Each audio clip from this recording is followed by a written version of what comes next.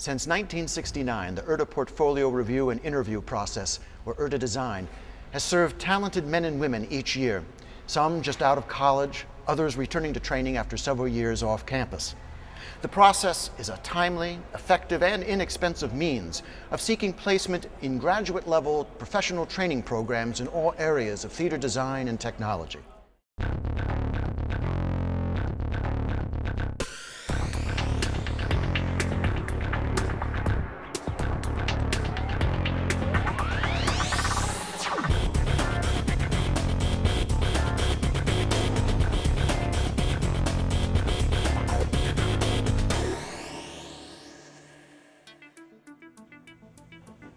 Candidates attending Urta Design have the opportunity in one day to present their portfolios to representatives from a select group of the nation's most distinguished graduate training programs. These schools share a commitment to developing new designers and theater technologists and to placing them in working relationships with accomplished professional artists. This video is a brief description of the design process. It's an exciting and challenging event. But then, pursuing a career in professional theater, and by extension film and television, is both exciting and challenging. So it starts here, and it starts now. The process itself is straightforward. Candidates check in on the morning of their scheduled day. There is a short orientation session. Candidates then have 1 hour in which to set up their portfolios at pre-assigned stations. Each candidate is provided a table, normally measuring 2.5 by 5 feet. And portfolio contents should fit on this space, or, as in the case of costume mannequins, right next to it. After the hour, the candidates depart, maybe for coffee, maybe even a nap. Some take time to review the Urta directory of member training programs for information about the participating schools. The recruiters spend the rest of the morning walking through the stations, examining the displays and selecting the candidates they will interview that day. The candidates return in the afternoon at a time first announced at the morning's orientation and are given individual interview schedules. Each schedule tells a candidate which schools have selected to meet with them, who it is from each school who will be sitting down with them, and the exact time of each interview. A half hour later, the interviews start. The recruiters move from station to station, and each interview lasts 15 minutes. A timekeeper informs everyone when 5 minutes remain in each interview segment to allow conversations to wrap up, and then announces the time for switching to the next interview. Each school is allowed 1 interview per candidate. If a candidate has declared an interest in multiple fields, say scene design and costume design, and the relevant teachers from the same school are interested, the candidate will see them both during the same interview. Some schools choose to interview as a unit, with several teachers meeting each candidate. The interview is a chance for the faculty to talk about their programs and discuss the candidate's work. It's also an opportunity for the candidate to ask specific questions as part of comparing schools. Both candidate and teacher are trying to figure out if there's a fit to be made for 3 years of intense training. The interview may lead to further discussions and even to a campus visit.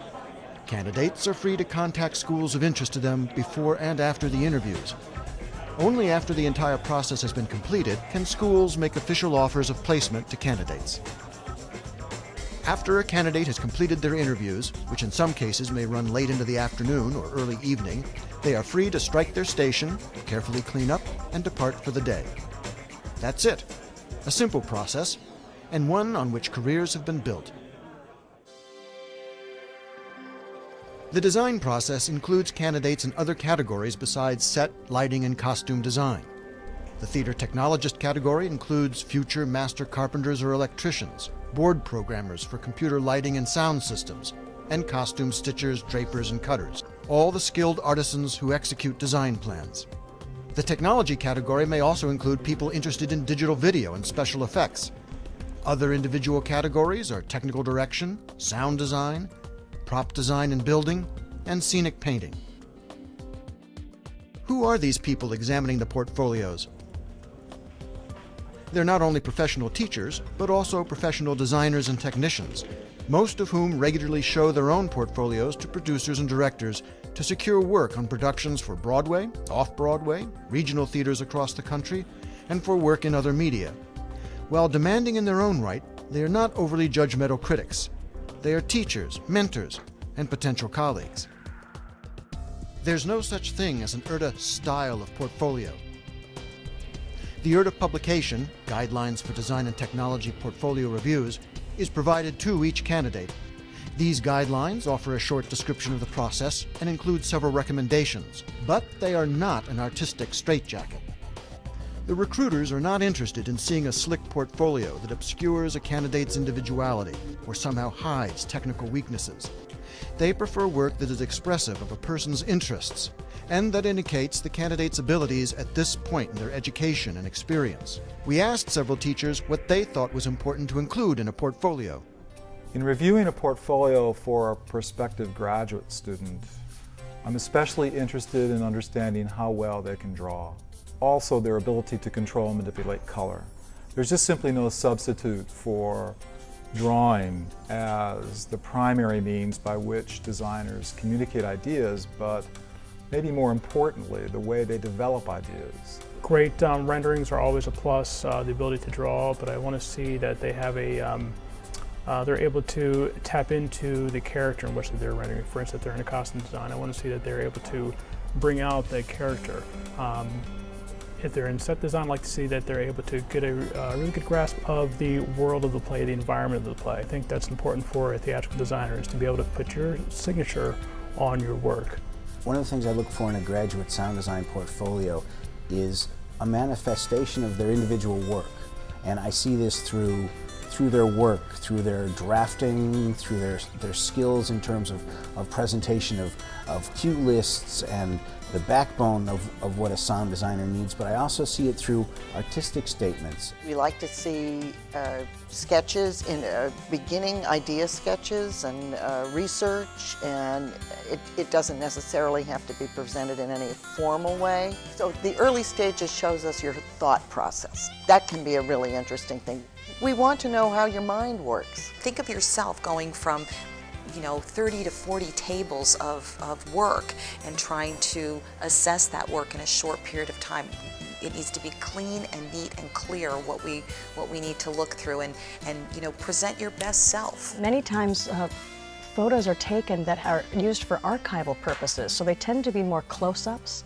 They tend to be more about the actors, and you lose a sense of the space and how it's actually being manipulated with color and texture and all of that. And so I think you need to make sure your photos are actually representing lighting, right, not just the production itself. I know I tell my own students that when you're taking your production photos, think of 3 kinds of shots. An establishing shot, which will give us the total framework, the medium range shot that gives some context of scenery, costumes and light, but maybe closer up, but still you can see the sense of what the light is doing on the actor and in the space. And then of course your production shots, as you mentioned, where you get that close up with the costume and the actor. Candidates invest time in preparing their portfolios, but often ignore thinking about the interview part of the process. A candidate should take time to consider questions they are likely to be asked. What specific field do they want to pursue? Why is it they want to go to graduate school at this point? What long-term plans, if any, do they have? It's also worthwhile for a candidate to prepare questions to ask the recruiter.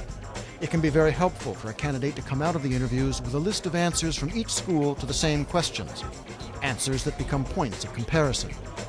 We discussed the interview process with several faculty members. We're looking to see if that individual is articulate. Can they speak about the process? Can they speak to the moment that they presented in their work? What are they like as human beings? Do they fit us and do we fit them? All of those become really important points in that interview. It's a very short amount of time to explore that, but you can find out a lot if that individual is open, if that individual actually has thought through the moment, and whether they can work on their feet.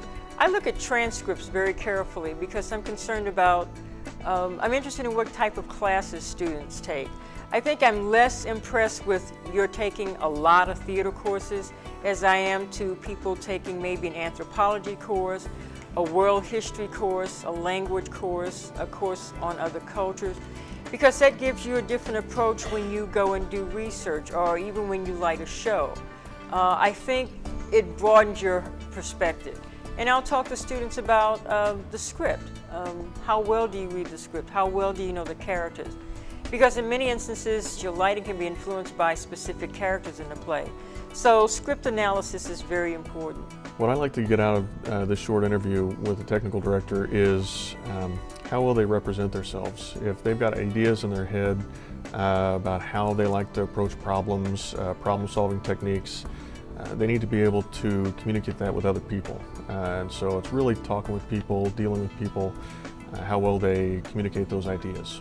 I'm most impressed by potential students who have done their homework and have looked a little bit at the various schools that are interviewing here prior to the interview process. I think the biggest problem in a sound designer's interview for me is too much chat about gear and not enough about design. I like to know that this person is a designer, that they have an interest in music or composition, and not just about equipment.